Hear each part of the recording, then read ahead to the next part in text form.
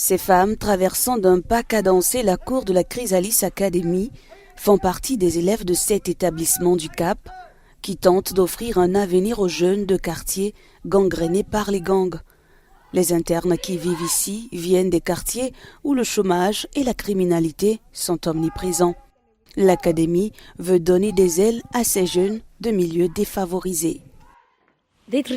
Ils nous traitent comme des femmes, mais ils nous rendent indépendantes. Ils nous font savoir que nous pouvons le faire. Même si vous pensez que vous ne pouvez pas y arriver, ils nous font croire que nous pouvons le faire. Ils nous donnent de la force. Chrysalis propose des formations sur 3 mois pour les 18 et 25 ans.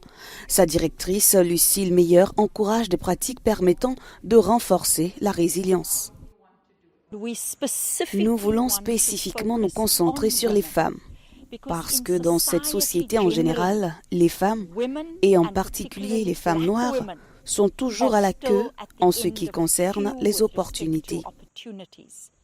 Les cours intensifs se déroulent en plusieurs phases. D'abord des ateliers visant la maîtrise personnelle, le leadership, ensuite 2 semaines en pleine nature, puis une journée d'isolement.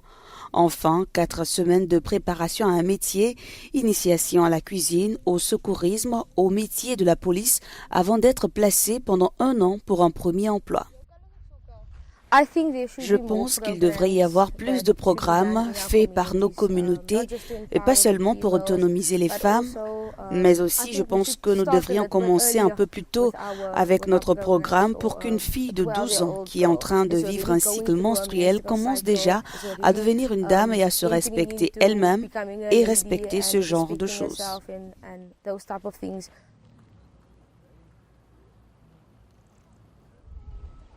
Chrysalis a ouvert ses portes il y a une 20aine d'années dans la ville du Cap, juste en face de la Pollsmoor Prison, où certains des criminels purgent de longues peines.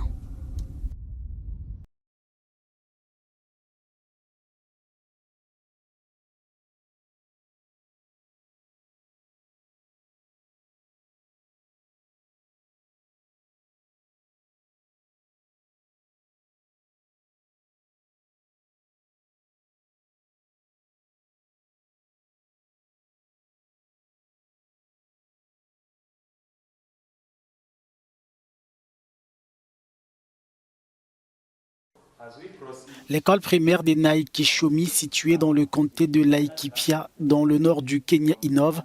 Elle propose des cours de technologie de l'information et de la communication dans son programme scolaire standard.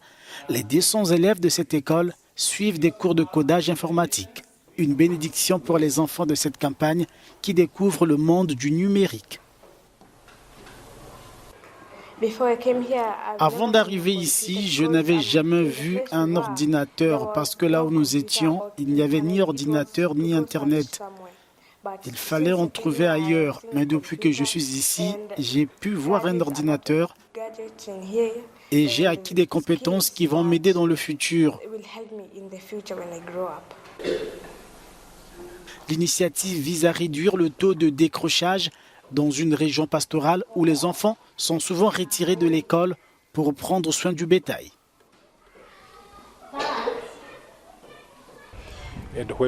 Lorsque nous enseignons le codage aux enfants, nous nous assurons qu'ils le soient à un niveau maximal. Nous pensons premièrement que cela leur ouvrira de nouvelles portes.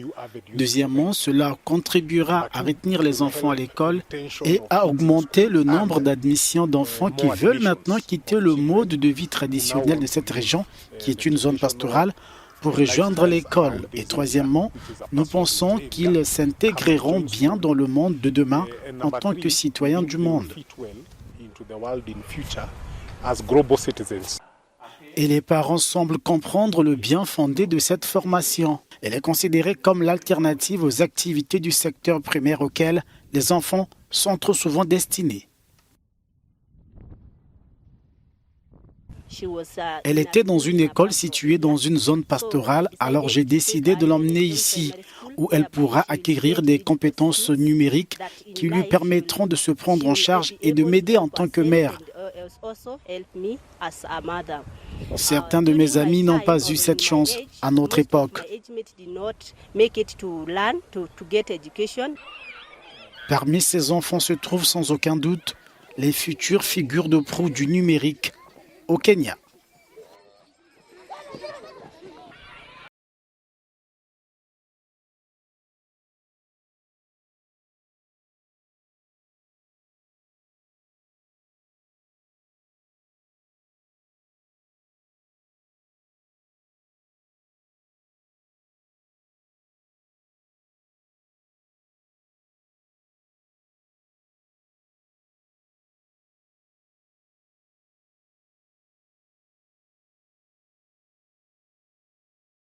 À la une, Beijing et Washington travaillent ensemble pour essayer de réduire leurs émissions de dioxyde de carbone. La Chine souhaite atteindre son pic d'émissions de carbone d'ici à 2030. Reportage. Un jour miraculeux, un ambitieux accord climatique. Si appliqué, il pourra sauver la planète. De nombreux pays ont signé l'accord, dont la Chine. Ils préparent déjà d'ambitieux projets pour plafonner les émissions de carbone d'ici à 2030 ou même avant. Nous prendrons des mesures efficaces pour réduire les émissions de gaz à effet de serre. La Chine vise à atteindre son pic d'émissions de carbone d'ici à 2030 et fait de son maximum pour atteindre ce pic plus tôt. Des mesures pertinentes ont été incorporées dans nos plans de développement national. En tant que plus important émetteur de carbone, la Chine et les États-Unis ont rejoint les forces pour forcer le monde à signer et appliquer cet accord. Les États-Unis savent que toute augmentation de la température mondiale en dessous de 2 degrés Celsius est un défi. Un défi que Beijing et Washington essayent d'accomplir. La nouvelle énergie de l'avenir, les efficacités, les ressources alternatives, les options propres, rien de ce que nous devons achever n'est au-dessus de nos capacités technologiquement parlant. La seule question est de savoir si c'est au-delà de notre résolution collective. Les deux pays se sont accordés à considérer l'énergie renouvelable comme un investissement et non pas comme un coût, et feront le possible pour montrer la voie. Nous avons très rapidement rendu public les objectifs de chacun des deux pays. Cela a amené d'autres pays à en faire de même. Ainsi, à Paris, 168 pays ont annoncé leur INDC, contribution prévue déterminée au niveau national. Ils travaillent toujours sur la question d'aide aux pays en voie de développement pour passer à l'énergie renouvelable et atténuer les changements climatiques qui se produisent aujourd'hui. La communauté internationale a promis de lever une somme faramineuse de 100 milliards de dollars par an d'ici 2020.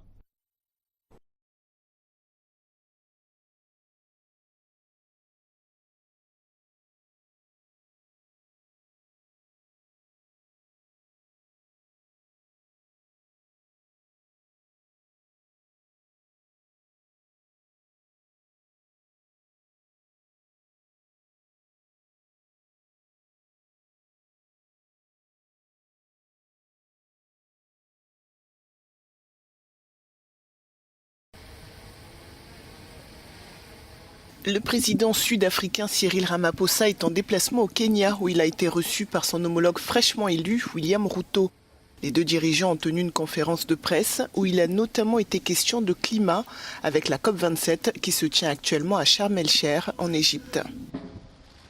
Le Kenya et l'Afrique du Sud reconnaissent que le changement climatique est un défi majeur de notre époque. Nous réitérons la mise en œuvre des contributions déterminées au niveau national, y compris les efforts d'adaptation et d'atténuation, ainsi que la mise à disposition des fonds, comme convenu lors de la COP27. Nous demandons instamment aux pays en développement de respecter leurs obligations et de travailler avec les autres parties pour assurer la mise en œuvre rapide du plan de financement du changement climatique. De son côté, Cyril Ramaphosa a plaidé pour plus de coopération en matière de résolution de conflits en Afrique et pour moins d'implication dans les affaires internationales, une allusion à peine voilée à l'Ukraine. Nous sommes d'accord sur la nécessité d'instaurer la paix et la stabilité sur notre continent et de mettre fin aux conflits au sein des États et entre eux. Outre le fait qu'ils détruisent des vies et des moyens de subsistance, ces conflits retardent considérablement les progrès réalisés dans la résolution d'importantes questions sociales et économiques. Nous avons donc convenu que nous devions rester concentrés sur les questions affectant nos régions et notre continent et ne pas nous laisser distraire par d'autres questions mondiales qui ne sont pas de notre ressort. Nous plaidons pour des solutions africaines aux problèmes africains. Les deux pays entretiennent d'excellentes relations diplomatiques. En dehors du bloc de la communauté de développement de l'Afrique australe, le Kenya, première économie d'Afrique de l'Est, est le principal partenaire commercial de l'Afrique.